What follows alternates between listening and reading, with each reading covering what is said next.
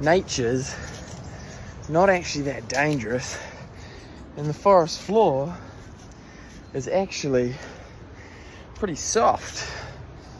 If we're consciously moving with our feet on tracks like this, we shouldn't get anything in our feet. Shouldn't have to worry about getting a stick in the foot or something hurting us, because when we are aware of our sensory footbed, we're placing less pressure on the earth, less strain on our bodies, and moving more consciously.